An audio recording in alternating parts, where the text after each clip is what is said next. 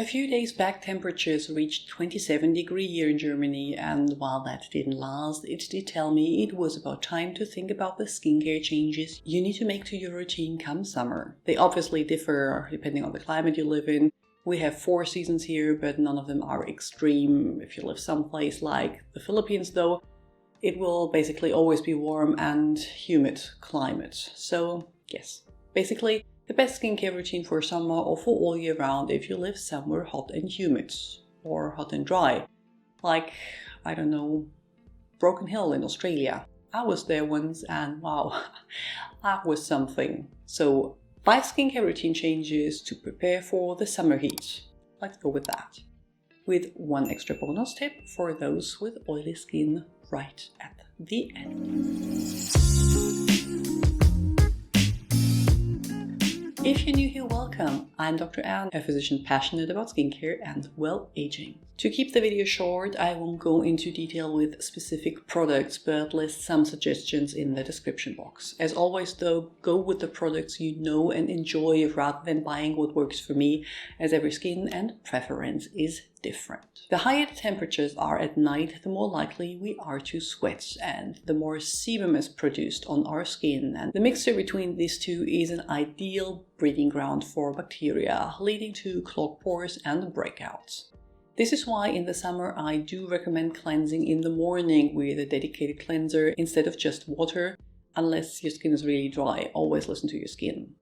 I like multi-purpose products that have a gel-to-foam texture, like the Murad Environmental Shield Essential C Cleanser that contains vitamin C inside little capsules, so you don't only cleanse but also add some antioxidants in your routine. Yes, I know it's a wash-off product and a rather pricey one, but I've been enjoying it for many years now. It just feels really refreshing and fun with these little beads inside. These gel-to-foam cleansers aren't the best if your skin is dry, but are lovely fresh options in the humidity and heat. If you're in a dry heat climate, I would suggest opting for cleansers instead that focus on rehydrating the skin. One that comes to mind is the Inkey List Hyaluronic Acid Cleanser. That way you can get rid of excess sweat while focusing on rehydrating your skin, very important in the dry heat. At night, I actually recommend doing a double cleanse, as we, when following these tips, do wear more sunscreen than we do the rest of the year. Yes, I wear and recommend sunscreen all year round, but summer is the time for frequent reapplication and probably water-resistant formulas, and that paired with sweat and excess sebum might be too much for just one cleanser. I prefer cleansing oils over balms in summer, but in the end anything oil-based will work fine. If it can dissolve waterproof mascara, it can handle your sunscreen. My current favorite is still the Skin 1004 Madagascar Centella Light Cleansing Oil. As a second cleanse, I again reach for one of the gel-to-foam cleansers I also use in the mornings. Just like I shed layers of clothing, I also shed layers of skincare steps when summer approaches. No multi-step routines, but rather products that serve different purposes at once. So just one is needed and not several different serums combined. That can be achieved both by using multitaskers or stripping your routine back to the essentials. What is an essential will obviously differ from person to person, but the most common ones are the antioxidants, as in vitamin C, Q10, vitamin E. Not only are they preventative when it comes to reducing damage from free radicals, but they also increase the protection from your SPF, and then an active targeting your main skin concern. For me, these essentials are vitamin C serum in the mornings, my favorite of course being the Geek Gorgeous Sea Glow, and something with niacinamide on the nights when I use tretinoin. Yes, you can absolutely continue to use your retinoids in summer. I have a video dedicated to that here. For my tretinoin off nights, I want something with copper peptides to address premature aging. The NIOD Copper Amino Isolate Serum 3121 being my favorite, but depending on your age, something soothing and hydrating might be a better choice for you. Don't underestimate the potential for irritation that lies in the combination of heat, sun, chlorine or salt water, and wind. Another thing I skip in the mornings is a dedicated moisturizer, as a well-formulated sunscreen will offer enough hydration for most skin types. If I want extra hydration, I might rather do the 7 skin method I talked about here, as that gives me extra hydration without added heaviness. If you are in a dry heat, transepidermal water loss will definitely be more of a problem, but again, a well-formulated sunscreen should take care of that. In the evenings, I reach for light gel-type formulas to increase hydration, as the more occlusive creams feel suffocating in the heat. Murad's nutrient-charged water gel is a long-standing favorite of mine. The Inkey List Omega Water Cream is a more budget-friendly alternative. Here your skin type will define whether gel, lotion or cream is best suitable for you. The excess sweat and increased sebum production make your skin prone to breakouts, and the increased UV exposure due to longer days and more time spent outdoors can darken existing hyperpigmentation. Exfoliation can help with both of these, but I would still advise that you proceed with caution.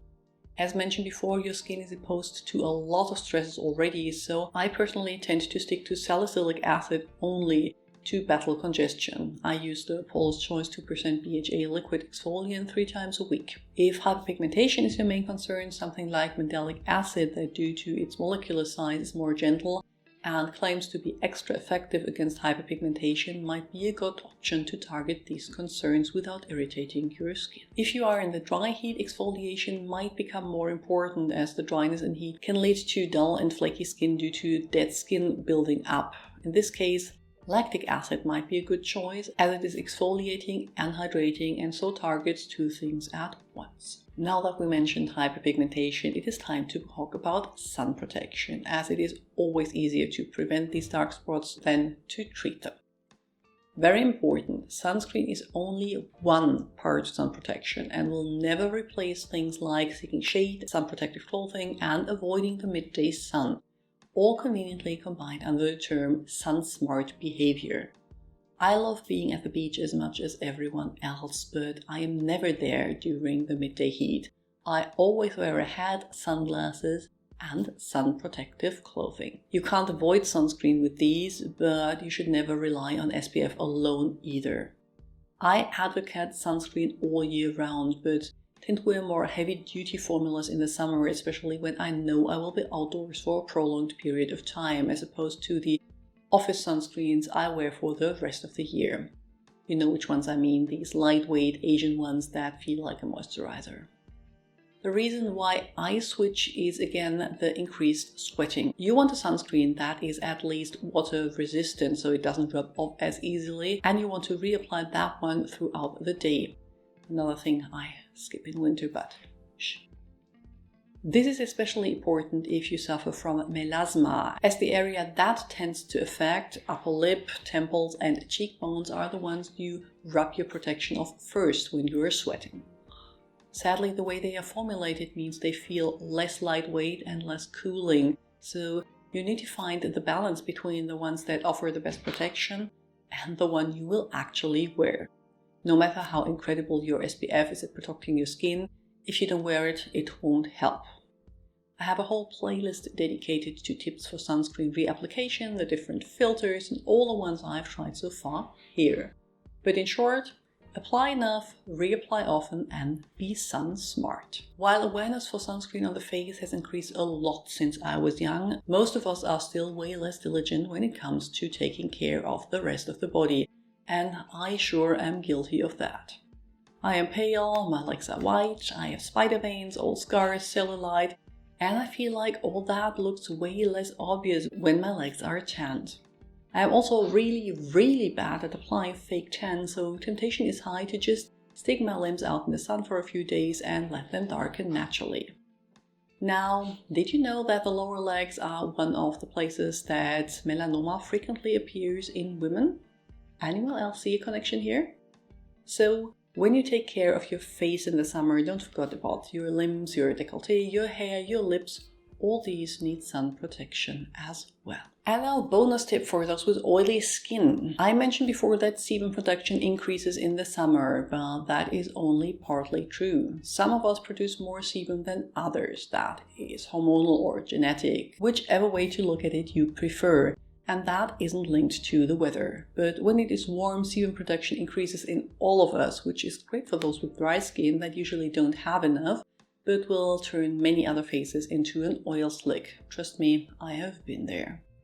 Rather than trying to combat the shine with powder, which will only increase the layer on your face, try blotting and using products that absorb some of the sebum. I found the Pixi Clarity Face most helpful for that, as it soothes with panthenol, fermented ingredients and centella extract, but also reduces shine and sebum with the added sea salt extract. Another ingredient that might help in reducing the amount of sebum you produce is zinc, for example in the ordinary niacinamide plus zinc serum. All of that will only do so much, so I guess embracing the glow is your best bet. With all that said, don't stress too much. Enjoy the sun, the sea, the ice cream and the time spent outdoors. You'll need those memories once the cold creeps back in. If there is anything you would like to add, please do so in the comments below. I will link to more videos you might find interesting on the screen and add links to my Instagram, blog and Patreon account in the description box. See you soon. Bye!